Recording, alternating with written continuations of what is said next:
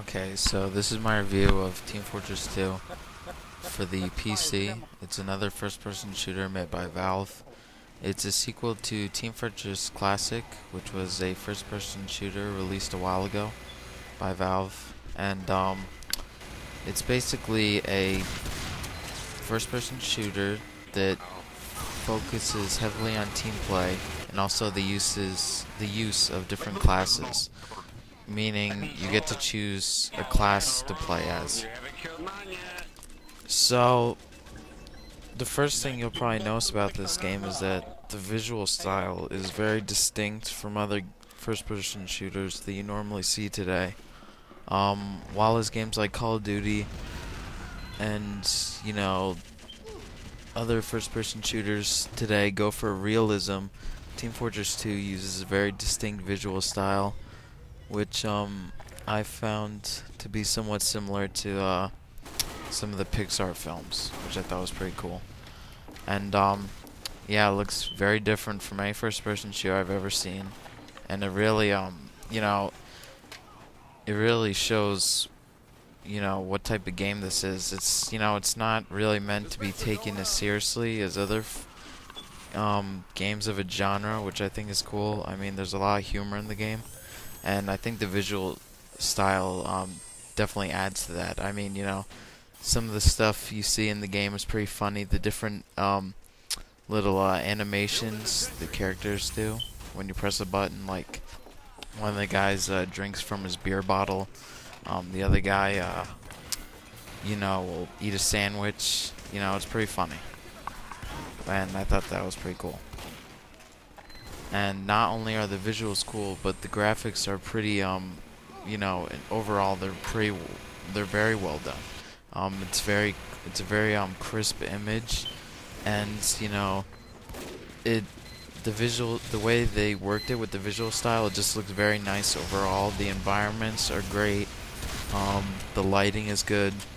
All that stuff is fine. I didn't have any problems with it. It looks really good. The first person views on all the characters are really well done.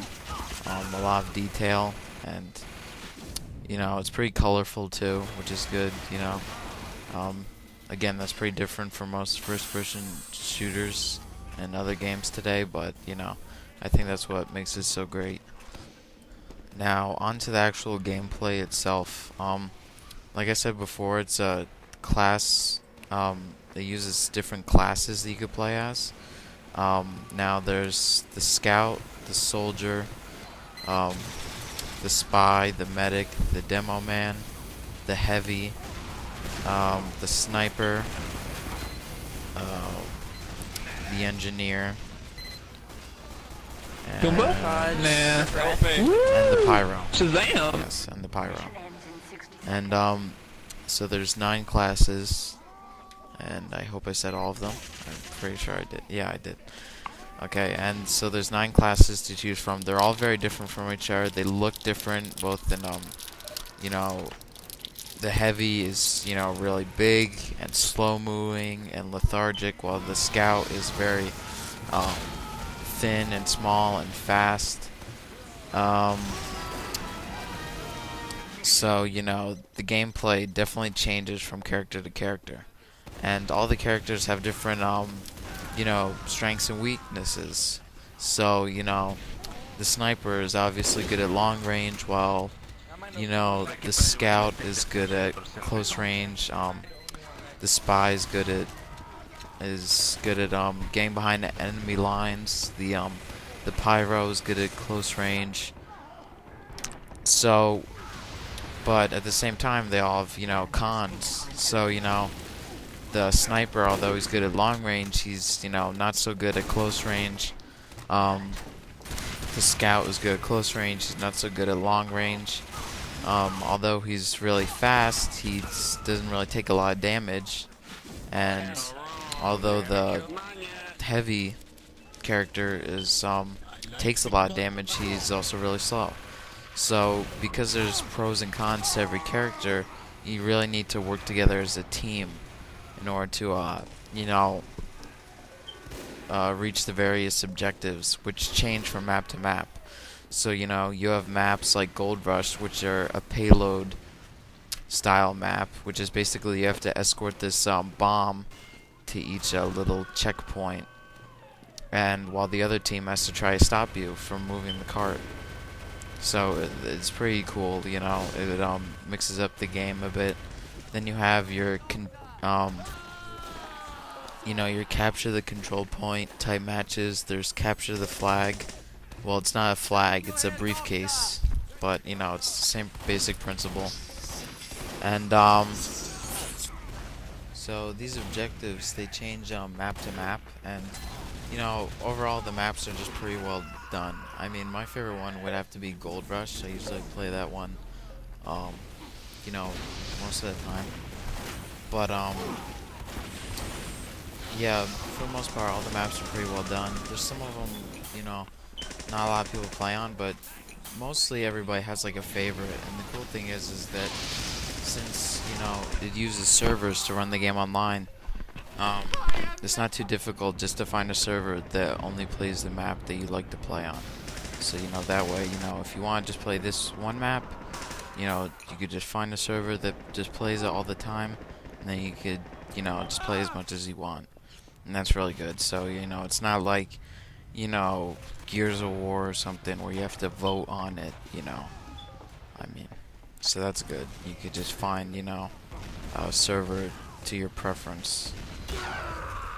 So yeah, basically for the gameplay overall, it's a class-based first-person shooter that relies heavily on teamwork and working with your teammates to complete the objectives.